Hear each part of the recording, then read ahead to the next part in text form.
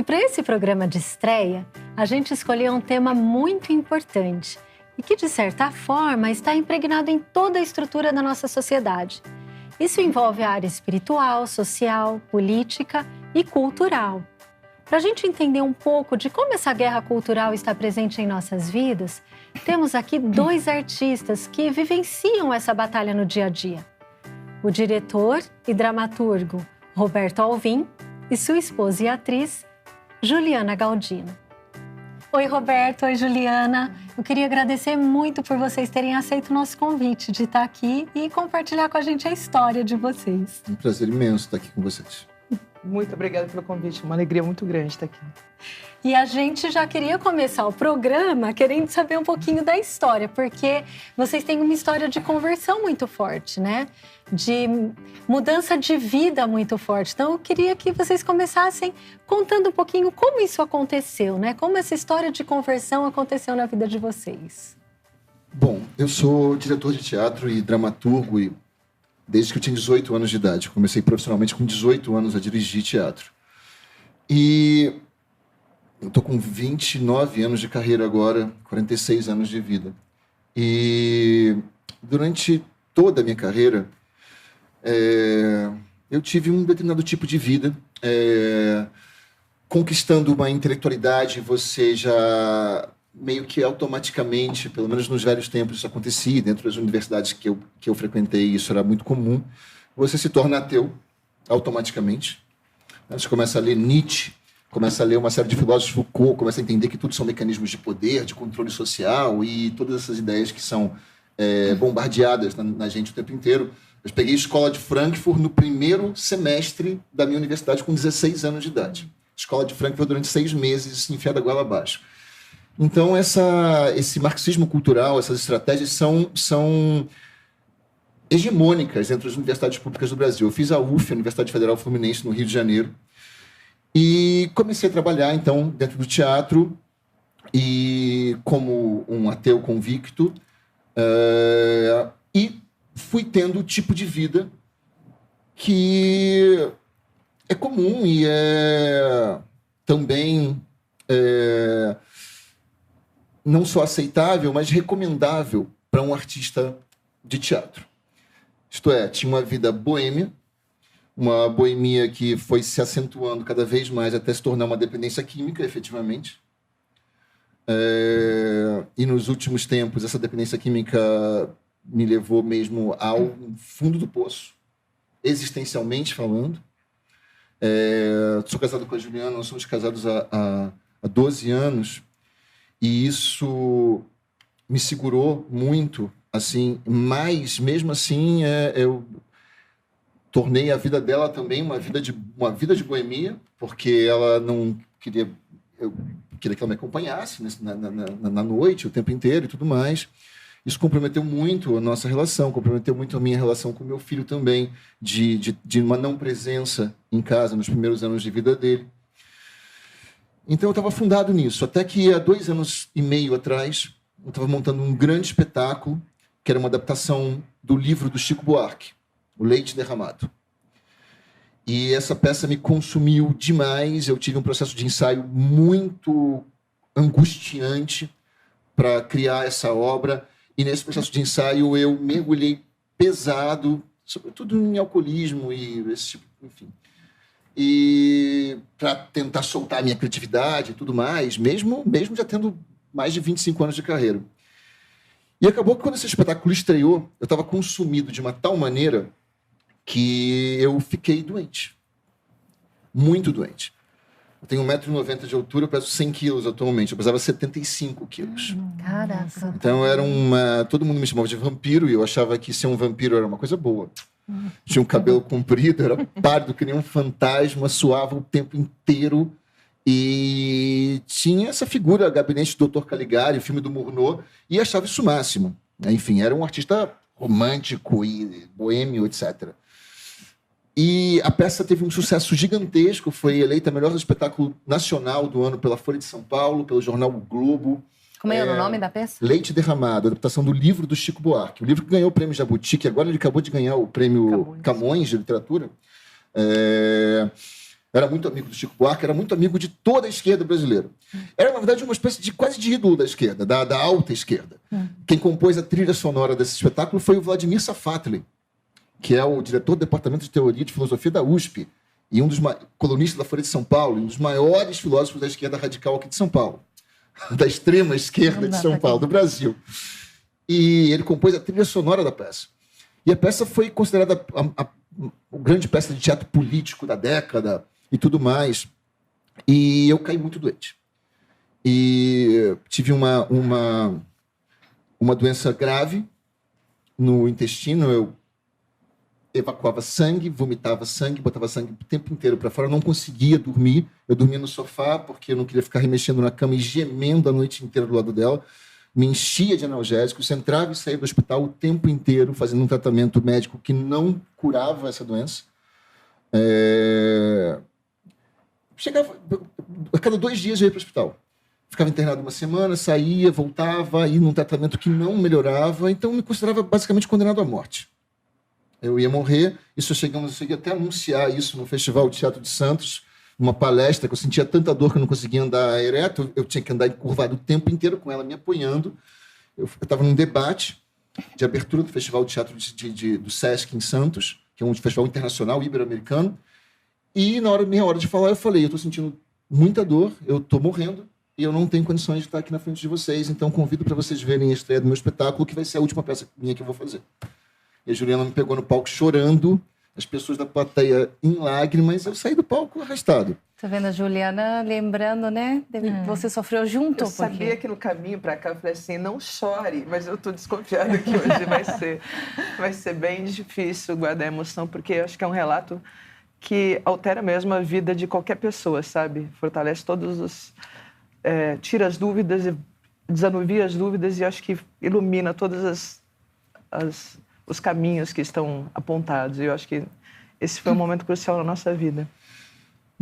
Um dia, eu chegando em casa às 10h30 da manhã, depois de passar mais uma noite no hospital, com febre altíssima, sedado, eu cheguei em casa e a babá, deitei na cama, a babá, eu já não conseguia mais andar sozinho, sempre alguém tinha que me segurar, me carregar. A babá do meu filho pediu para fazer uma oração. A babá do meu filho, semi-analfabeto, e eu falei, sai do meu quarto agora, porque eu passei a noite no hospital, eu preciso tentar dormir. E a Juliana falou, deixa ela fazer a oração, mal não fará. Então a Rita, ela entrou chegou próximo de mim na cama, pôs a mão sobre a minha cabeça e começou a falar. E eu, no começo, ansiando para que ela calasse a boca e saísse logo, fosse embora. E é clichê o que eu vou dizer, mas o que eu senti foi uma luz.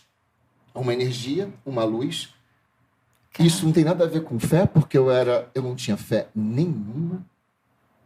Então não fui eu que fiz isso, como geralmente se fala. Ah, não, a sua fé você é um processo psicossomático, isso, né? Você está sugestionado. Você se curou, exatamente, você se curou porque você acreditava que você se curaria. Não havia isso.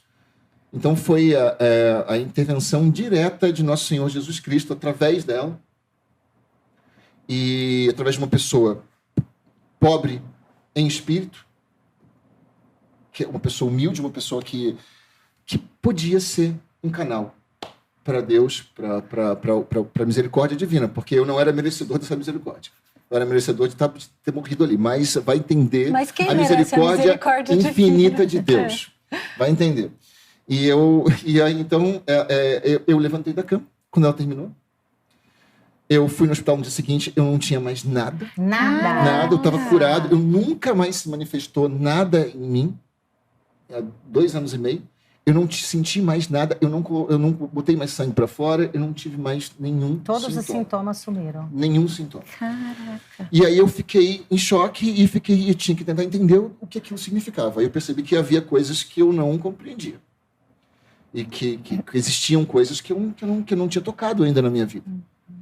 Então eu comecei a frequentar a igreja, ia à igreja 2 vezes, ia a 2 missas por dia, comungar 2 vezes por dia, me confessar dia sim, dia não. Eu ia 2 missas por dia, às 7 da manhã e às 5:30 da tarde. Mas eu também ia outras vezes à igreja durante o dia sozinho para ficar lá. olhando as imagens, mirando as imagens, porque eu me sentia bem ali. Que legal. Eu me sentia naquela casa, não pelo padre, não por ninguém, pela casa. Eu senti que havia um gosto ali de algo que eu já tinha pertencido àquilo e aquilo tinha se afastado de mim, eu tinha me afastado daquilo, então eu estava voltando para um lugar conhecido e que me acolhia plenamente, onde eu me sentia em casa, dentro da igreja. Você ia à igreja de criança, então? Eu fiz primeira comunhão, mas a minha mãe, ela é teóloga, ela é ela é uma católica que acorda às 7 horas da manhã e volta para casa às 11 horas da noite, passa o dia inteiro na igreja em diversos trabalhos assistenciais, dá palestras o dia inteiro, dá aulas pra caramba, faz parte de várias paróquias. E eu sempre tive uma relação muito problemática com ela por conta disso. Evidentemente que o ópio do povo, esse tipo de balela, evidentemente que é. Alienada, né? É claro, exato. Só estava reforçando mais a fé dela, né? Mas ela orou muito. Então, Olha o quanto a minha mãe orou. Santa Mônica, né? Santa Mônica. O quanto ela orou para que as coisas...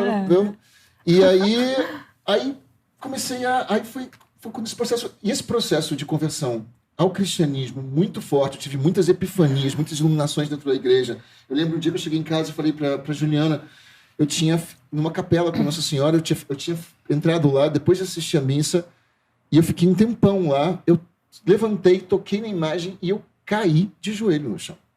E comecei a chorar, coisa muito rara na minha vida. Eu passei 30 anos sem derramar uma lágrima. E me orgulhava de nunca ter chorado. De não ter nenhum sentimento humano. Basicamente. Então tive muitas epifanias, muitas iluminações ali dentro. E todo o resto que a gente está... A partir dali, eu fui fazer uma faculdade de teologia. É claro que, na minha idade, com tanto trabalho que eu faço, eu não consegui fazer... Eu só consegui fazer um semestre, tive que trancá-la, mas esse um semestre foi muito importante para mim. Que legal. E tive mais aulas online com o padre Paulo Ricardo, que foram cruciais também para mim. Um choque de ordem, assim, brutal. Daí é o momento de dar razão à fé, né? Que Exato, a gente vai dar razão à fé.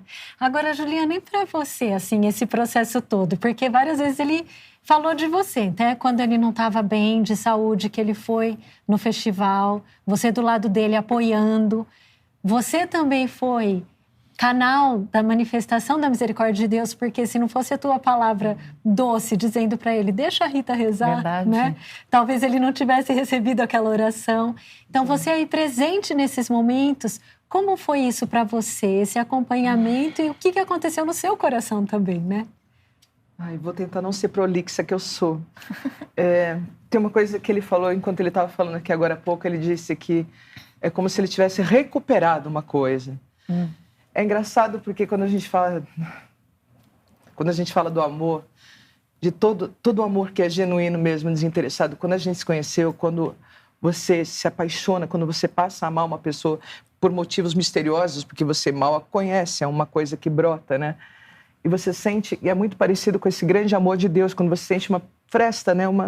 Uma pequena parcela entre nós do que deve significar esse amor. Quando a gente se conheceu logo no começo, quando a gente começou a trabalhar juntos, a gente abriu um teatro e ele começou a inventar um método de atuação para que toda palavra dita pelos atores viesse do espírito.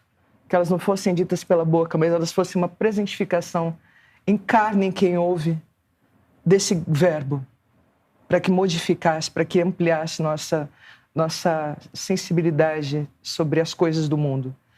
E a gente passava com salmos. A gente treinava com os salmos. Porque como a gente pensava assim, como a gente vai falar sobre uma coisa grande para tocar outro se não for palavras fortes? Então, como é que você fala Senhor? Que não é Senhor, Senhora, botagem. É quando você volta a sacralizar as coisas. O amor tem a ver com isso, é um estado de sagrado.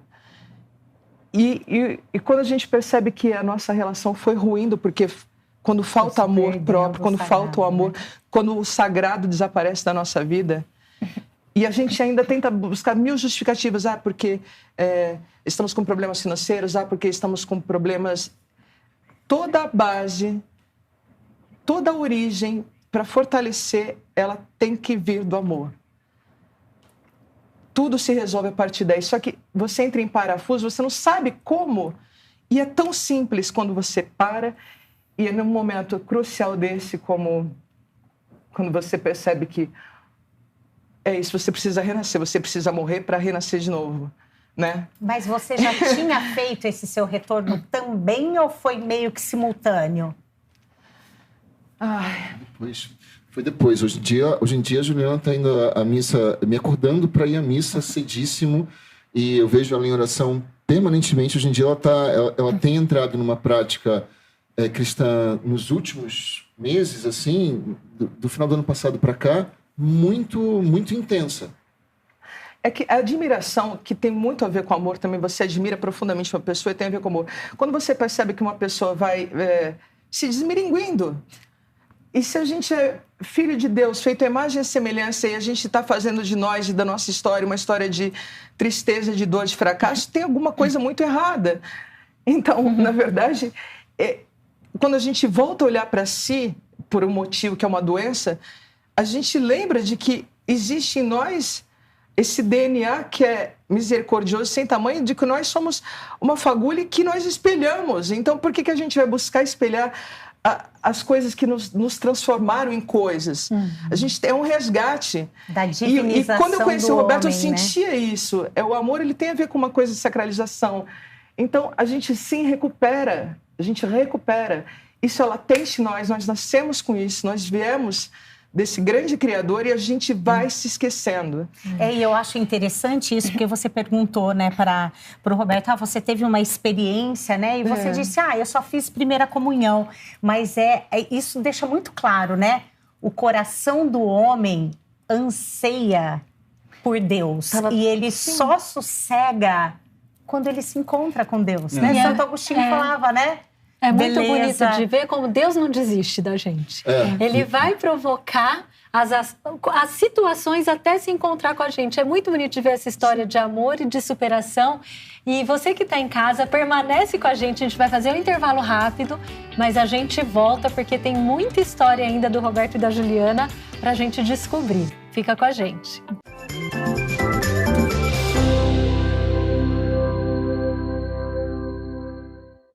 Nós estamos de volta com o programa Na Verdade e hoje recebendo dois convidados muito especiais, que é o Roberto e a Juliana.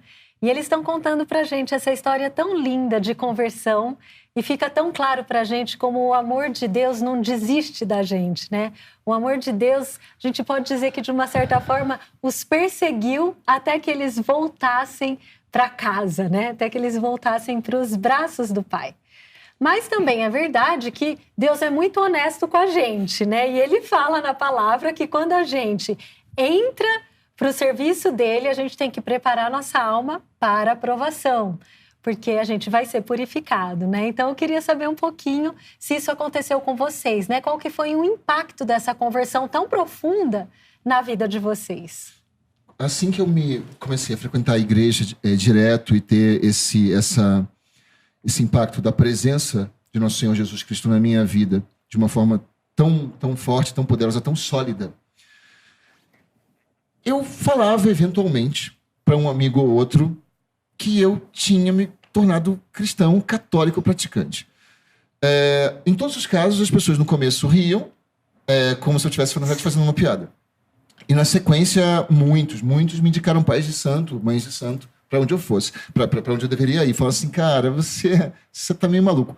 Eu tenho um pai de santo aqui que resolveu minha vida e me dava uma indicação direta para eu ir para um pai de santo, para uma mãe de santo, jogar búzios. Alguns me indicaram psiquiatra também, alguns chegaram a me indicar psiquiatra. Pode tudo, menos ser católico, né? Não, se você é budista, shivaísta, do candomblé, do que quer que seja, tá tudo certo no meio artístico. É cool. É absolutamente cool.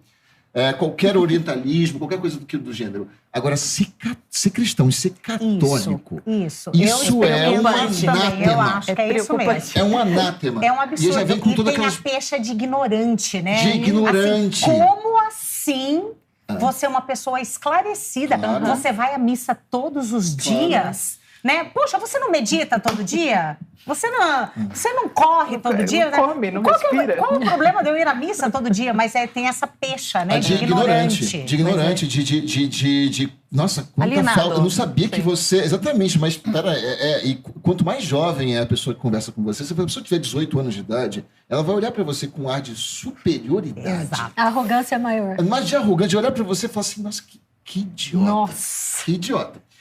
Só que... E aí eu tive... Eu me retraí, de certa forma, assim, passei a não dizer mais depois de muito sarcasmo, muitos deboches, assim, no começo, mas tudo em âmbito pessoal, nunca em âmbito público. Eu não fiz uma declaração pública da minha conversão.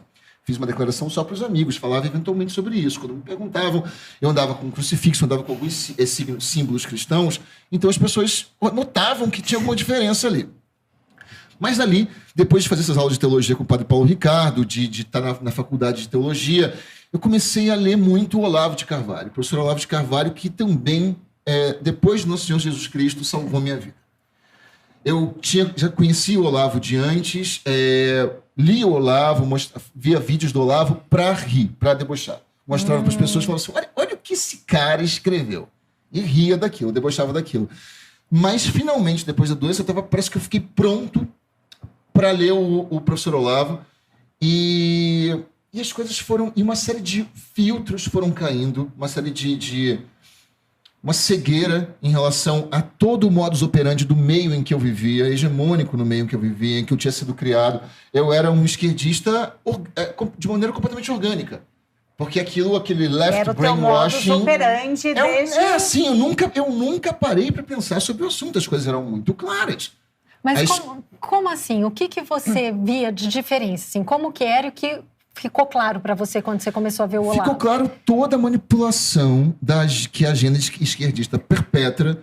Quer dizer, em relação ao marxismo, a falácia do marxismo, os 100 milhões de assassinatos dos comunistas na China, do Mao Tse-tung, na União Soviética, do Stalin, com Pol Pot, em Cuba, todos os ditadores, que nós simplesmente jogávamos para debaixo do tapete. 100 milhões de assassinatos só no século XX. Eles continuam sendo perpetrados atualmente, o tempo inteiro, dentro dos países totalitários comunistas. Então, assim, esses 100 milhões de assassinatos eram jogados para debaixo do tapete. Eu sabia que tinha tido alguns milhões de mortes, mas so what, man? O Marx é bom pra caramba e nos dá uma chave para entendermos todo o funcionamento do capitalismo e o fato de que nós não podemos ser bons dentro desse sistema. Então isso era automático. O meu ateísmo era atrelado diretamente a esse marxismo cultural e a essa agenda progressista, por conseguinte. A esse entendimento das pessoas como categorias ideológicas e não como seres humanos, não são indivíduos, não é? Exato, não são indivíduos. Não são. São categorias ideológicas. Então eu era totalmente pró toda a agenda ativista, pró-aborto. Evidentemente, eu falava assim, cara, não dá para você conversar com alguém minimamente intelectualizado se ele for contra o aborto. Alguma coisa em mim gritava quando eu dizia essas coisas. Mas eu calava essa voz muito rápido. Porque, afinal de contas, eu era um intelectual, você foi doutrinado um artista. Para isso também. E era o meu meio, era o senso comum dentro do meu meio. Com o Olavo, as coisas foram mudando muito. E então chegou... Mas eu não saía do armário de jeito nenhum. Eu não falava do professor Olavo de Carvalho publicamente, não falava de Jesus Cristo publicamente. Eu me lembro que um dia, recentemente, eu estava no metrô e uma senhora estava sentada e eu vi uma tatuagem no braço dela que dizia: é fácil trazer Jesus no peito.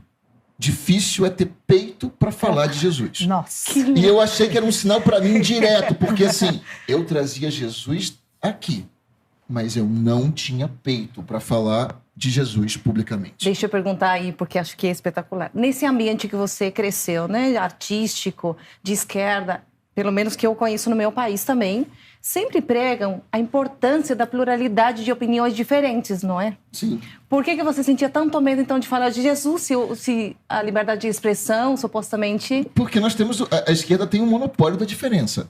É a diferença que eles dentro autorizam. Dela, né? Então, se você pensar diferente deles... Não, se você pensar diferente deles... Exatamente. Você pode ser diferente de quem eles odeiam. Ah, tá. Mas não diferente deles. Como?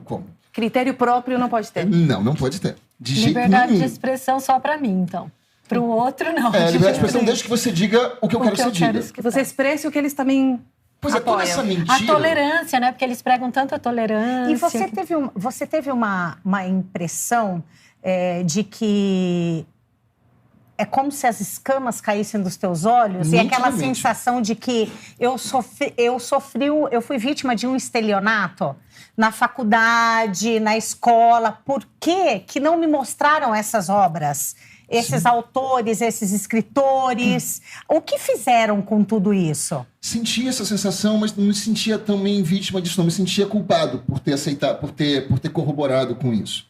Mesmo tendo algum senso crítico em relação a isso, mesmo nunca tendo comprado tão integralmente esse jogo, mas de ter jogado o jogo, de ter aceitado essas regras desse jogo, sem nunca ter contestado isso. Por outro lado, eu tive muito medo de sair do armário. Só quando aconteceu em setembro do ano passado, a minha conversão foi no final de 2016. Só em setembro do ano passado, quando o candidato Jair Bolsonaro sofreu a facada, foi que eu me manifestei publicamente como cristão conservador. Pela primeira vez foi ali. Primeira vez. Até então era só no âmbito privado, porque eu não aguentei aquela facada. Eu tava no ensaio geral de uma peça chamada Drácula, no Centro Cultural Banco do Brasil, com a Cacá Carvalho, o ator fazendo, e as pessoas, uma hora, começaram a gritar. Eu estava no camarim, eu fui para lá e elas estavam comemorando o fato de que Jair Bolsonaro tinha sofrido uma facada. Caraca. Aquilo bateu em mim como uma outra facada, guardadas as devidas proporções, porque eu não sofri o que o presidente sofreu, e eu entrei em parafuso. Eu não suportei aquele nível de sordidez dos meus pares comemorando. Uma facada em alguém, né? Não, exatamente. E não só comemorando, mas lamentando sarcasticamente o fato de que não morreu. Caraca, isso é ruindade. A gente não consegue nem acreditar que isso Sim. existe. Isso né? são os defensores da pluralidade, isso são os defensores dos direitos humanos, da dignidade humana, da tolerância. Esses comemoraram e comemoram até hoje a facada e dizem e continuam afirmando que foi fake. Ou os que não afirmam que foi fake dizem pena que o cara não terminou o trabalho. Eu queria fazer um comentário só, acho que sobre liberdade de expressão, que a gente lutou arduamente para chegarmos a esse ponto, né, onde todo mundo pode falar o que pensa. Mas a gente ainda não conquistou liberdade de impressão, na medida em que dá muito medo mesmo quando você se manifesta solitariamente a partir da sua própria sensibilidade. Se a sua opinião ela diverge 10% da opinião da maioria, que gera um consenso, você tem muito medo de ser excluído desse grupo. A impressão, esse posicionamento, né, existencial de você ser um ser humano que possua impressões, poder de escolha, é uma ação solitária. Ela é você com as suas escolhas, com a sua verdade. É a tua liberdade. Tem que ter envergadura né? moral para aguentar isso, né? Aí você precisa se conectar a alguém, alguma coisa. Nem só de pão vive o homem, entendeu? Não é essa a história? Você tem que abrir mão de coisas que são desse mundo para lutar pela sua liberdade, ou pela liberdade da própria ideia de vida, que depois da nossa, quando a nossa cessar, que a vida continua, a gente tem que ter a responsabilidade de fazer escolhas que vão ser perpetradas. Que nos garantam o céu, né? E para as próximas gerações, indo muito próximo. Você melhorar, entendeu? Assim, você dá condições para que cada um exerça seu poder de impressão. Para que nós tenhamos uma comunidade saudável. É que realmente existe, assim, quando a pessoa se diz de direita hoje, é complicado entender o que isso significa, porque a única base do conservadorismo é o cristianismo. Não existe alguém de direita ateu. Isso é mentira. Esse sujeito é um liberal, na verdade, e é um passo para o relativismo moral a partir do liberalismo. Então, assim, no meu caso específico, acho que foi o processo clássico. Você se torna cristão. A partir do cristianismo, você se torna um conservador. Isto é, você vê todos os princípios, os valores, as conquistas e as obras da civilização judaico-cristã. E como ela construiu o nosso mundo nós construímos, ocidental, exato. Né? E entende que o destino do homem é Nosso Senhor Jesus Cristo. É a aceitação de Nosso Senhor Jesus Cristo como o nosso único Salvador. Sem nenhuma relativização disso. Porque grandes amigos meus falam assim, não, cara, mas você tem que aceitar a opinião. Eu falo assim, eu aceito a sua opinião. O Estado é laico, mas isto posto, eu sou cristão. E a partir disso, então, se tornar de direita, na verdade, é a última etapa disso. E é de menos importância. O fundamento disso é o cristianismo, depois o conservadorismo, e aí você se torna, então, de direita, que é o aspecto político, que é uma derivação de um aspecto espiritual. Então, o meu apoio ao candidato Jair Bolsonaro veio por conta disso, porque ele representava, dentro do aspecto político, ele era a representação do cristianismo, do conservadorismo e dessa possibilidade de reconstrução completa, de redefinição radical da nossa sociedade em outras bases. Por que não? Esquerda e direita não querem a mesma coisa. O que eu acho muito importante disso que você está trazendo é isso. Quando a gente fala de conservadorismo, a gente está falando do que na prática? De valores que são valores da natureza, do direito natural, mas que com a revelação eles foram reforçados e são valores que são inegociáveis, como é o direito à vida, a família, o direito dos pais educarem seus filhos, o direito de propriedade, de legítima defesa. Então, tudo isso está muito imbricado no cristianismo e no conservadorismo. Então, bom, vocês viram que tem muita coisa ainda para a gente conversar e no próximo bloco a gente ainda vai saber o que aconteceu na prática, então, na vida deles, na carreira deles, com toda essa força de conversão que aconteceu, tá bom? Então, fica com a gente volta já já.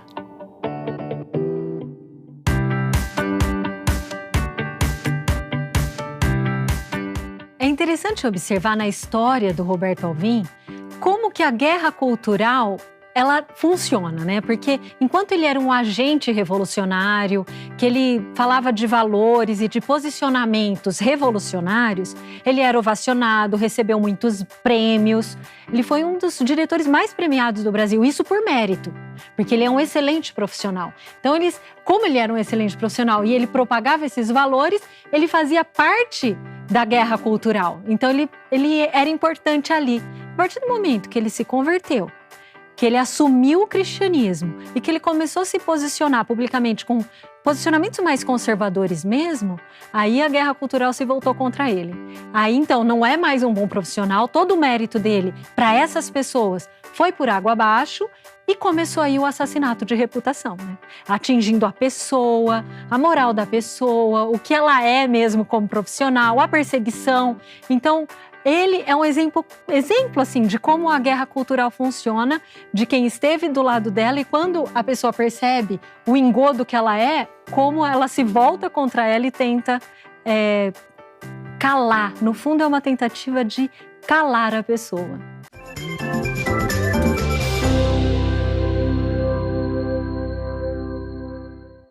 Nós estamos de volta com o programa Na Verdade e hoje recebendo dois convidados muito especiais, que é o Roberto e a Juliana, contando pra gente aí a história da conversão da vida deles, né? E o impacto dessa conversão na vida deles e na vida profissional. E do que vocês diziam, né, no bloco anterior, então vocês devem ter perdido amigos, né? Sim, eu contei que eu dei a primeira vez que eu apoiei, me declarei cristão publicamente, católico, e apoiei a direita e o conservadorismo foi no episódio da facada do candidato Jair Bolsonaro. E no dia seguinte, uma peça me estreou e o ator, que era o protagonista da peça, não falava mais comigo. O protagonista já não dirigia mais a palavra a mim, as pessoas no foyer do teatro, os meus amigos de décadas, viraram as costas para mim. Quando eu passava, eu ouvia fascista. Estendi a mão para um amigo, o amigo virou a cara na minha frente. Isso aconteceu em setembro do ano passado. Eu fiquei com muito medo, voltei atrás, disse que não era nada disso, que eu, na verdade, só tinha ficado chocado com a facada no candidato, como faria com qualquer outra pessoa, e que, na verdade, não tinha apoiado o candidato, e quanto ao cristianismo, não mencionei mais o fato. As pessoas voltaram a falar comigo, mas com certa desconfiança.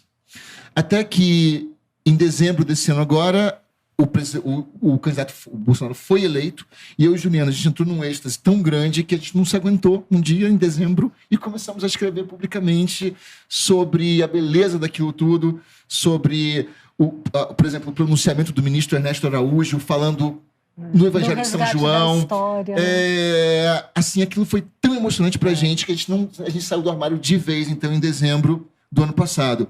E de lá para cá, a gente tem sido linchado por toda a classe teatral brasileira, através de campanhas difamatórias, através de hashtags como HIP, Roberto Alvim, Rest in Peace, Descanse em Paz, Roberto Alvim, frases como Alvim e Galdino estão mortos para a cultura brasileira. E eles se apoderam da cultura brasileira, sim, né? Sim, a cultura sim. brasileira Vamos expulsá-los do nosso teatro. E até ameaças como se o Roberto Alvim for fazer um espetáculo no Rio de Janeiro, ele não sai vivo da cidade. Nossa. Isso agora, a gente estava fazendo Phèdre, um texto clássico do Racine, um dramaturgo francês católico, fervoroso, no Centro Cultural Banco do Brasil de BH, de Brasília, de Belo Horizonte, e se organizou na internet uma invasão ao nosso teatro, com os gritos de fascistas não passarão, e uma calúnia levantada contra a Juliana, chamando-a de racista, contra mim sempre nazista, fascista, as mesmas peças que se atribuem ao candidato Jair Bolsonaro e que se atribuem ao professor Olavo de Carvalho, completamente falaciosas, completamente falsas. São falas da esmo, né? Tentar imputar qualidades absolutamente terríveis na pessoa para se tornar uma encarnação do mal na Terra. Isso é qualificação gratuita.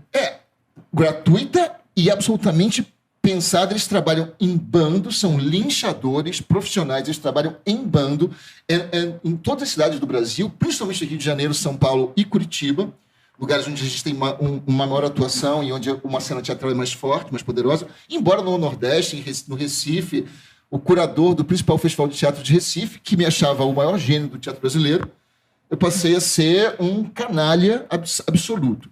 Então, assim, toda a sua obra não vale mais nada, então, todo o seu trabalho... Perdeu o talento, perdeu tudo. Nós ganhamos todos os prêmios do teatro brasileiro, fomos indicados dezenas de vezes. Eu fui eleito o melhor diretor do ano 3 vezes nos últimos 9 anos, coisa que nenhum outro diretor brasileiro teve essa lisonja, teve essa eleição por parte do Jornal Folha de São Paulo. E tudo isso posto, eu me tornei de um ídolo do teatro brasileiro, do maior diretor da minha geração, num pária a ser execrado e a ser expulso do teatro. Isso nos causou prejuízos imensos. O SESC, a instituição, cancelou simplesmente um espetáculo meu que estava com data de estreia marcada, elenco confirmado, orçamento definido, e foi cancelado no dia em que o professor Danilo Santos Miranda, diretor-geral do SESC, disse na Folha de São Paulo que a arte estava sofrendo uma ameaça por parte do governo Bolsonaro. Eu respondi a ele que quem ameaçava a arte era a Escola de Frankfurt, era a agenda progressista, para quem a obra de arte não existe, é uma mistificação burguesa, e o SESC é o maior financiador e propagador da agenda progressista na cultura brasileira. É claro que 2 dias depois eu recebi um e-mail dizendo sua peça foi cancelada.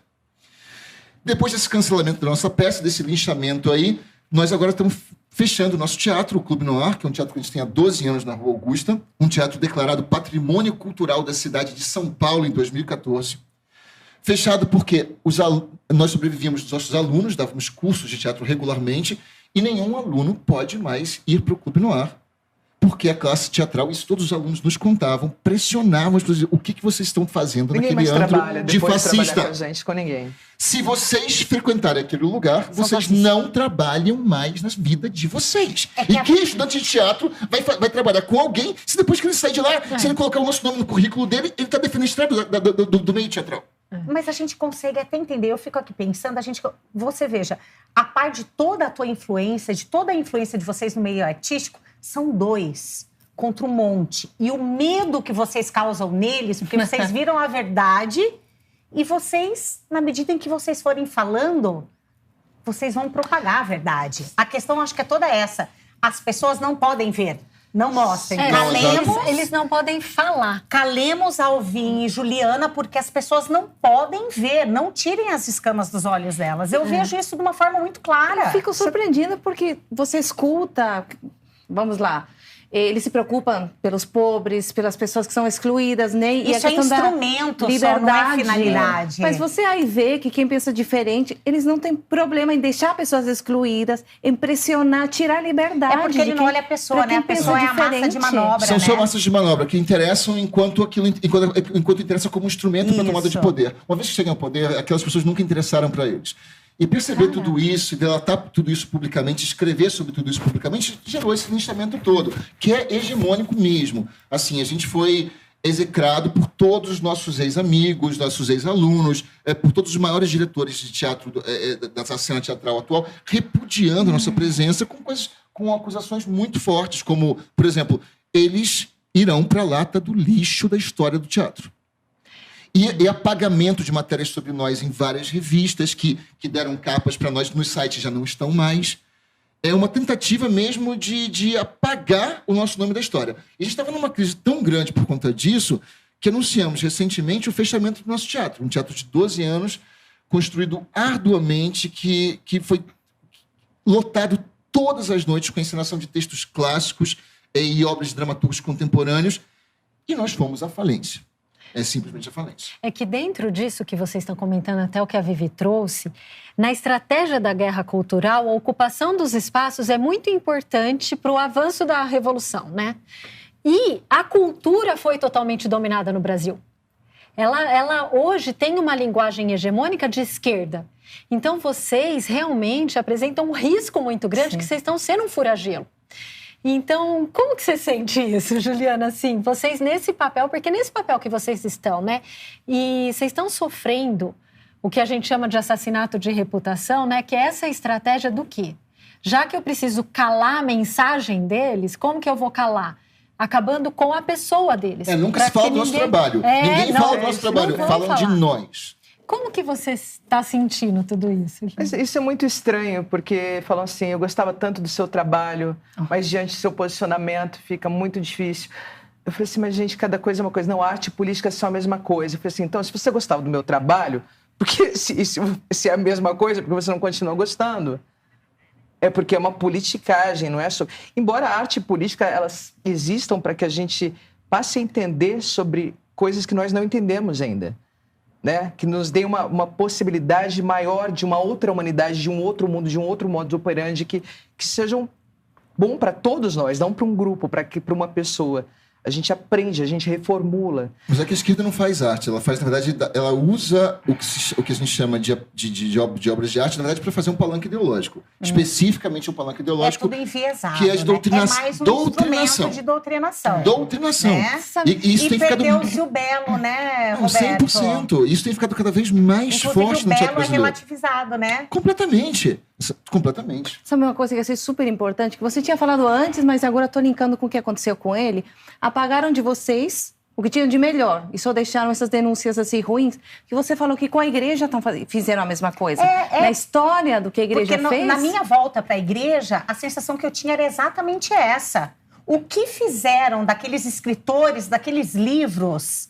que diziam exatamente o que aconteceu. No site do Padre Paulo Ricardo, a gente começou a ver tudo aquilo, né? E você começa a estudar nas mais variadas fontes, você fala, onde esteve tudo isso durante toda a minha formação acadêmica? Por que apagaram? E é o que fizeram com a Igreja Católica. Apagaram toda a história da Igreja Católica. Positiva. Toda a história coisa positiva. Ruim, aí isso fica super... Para ficar com aquela pecha de tudo que existe de negativo. Né? E eu soube também, eu li, na verdade, uma matéria tua que saiu quando você declarou o tanto que você está sofrendo com isso. E você teve em um jornal, na Gazeta do Povo, e você teve uma bela surpresa aí no dia seguinte dessa matéria, não foi? Então, recentemente, a gente primeiro teve esse cancelamento por parte do SESC, saiu na Mônica Bergamo, saiu em alguns lugares, e as pessoas começaram a olhar para o nosso caso. Na sequência... A gente foi à falência, eu declarei que a gente não tem mais aluno.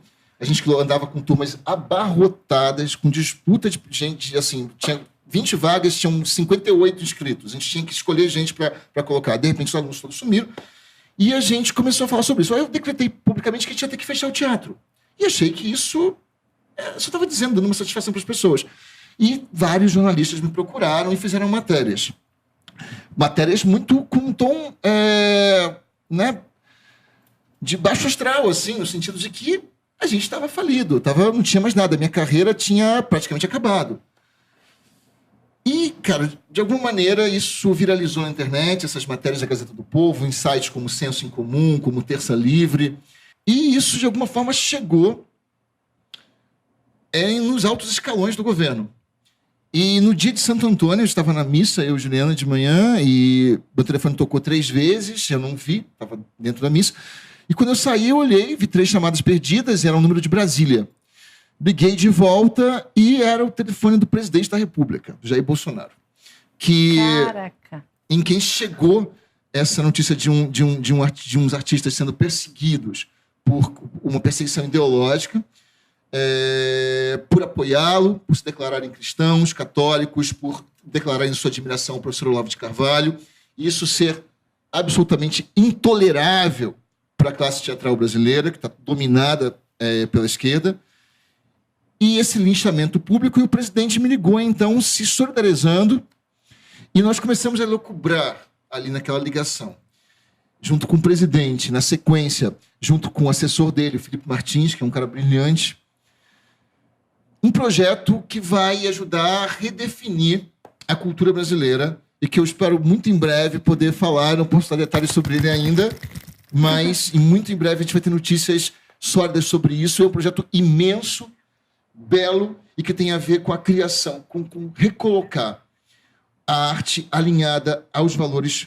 conservadores, isto é, a excelência na elaboração, ao desvelamento da complexidade do ser humano. E quando a gente diz, Roberto, a arte ligada aos valores conservadores, na verdade, o que a gente está querendo dizer, assim, por um leigo, por exemplo, como eu, é o quê? É essa arte ser capaz de elevar o nosso espírito a Deus em todas as suas potências? Essa arte apontar para Deus como destino último do nosso crescimento humano.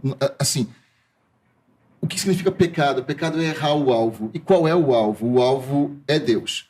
E é engraçado que hoje, depois que a gente estava na igreja ainda, eu falei com o presidente do lado de fora da igreja, e eu voltei para a igreja depois que eu terminei de falar. E eu me ajoelhei na frente da imagem de Nossa Senhora de Fátima, e depois eu fui na imagem de Jesus Cristo. Eu olhei para Jesus Cristo. E Jesus Cristo deu uma piscadinha para mim. Eu juro por Deus que Jesus Cristo deu um ligeiro sorriso e uma piscada para mim. Para mostrar que a providência dele tarda, mas ela chega, né?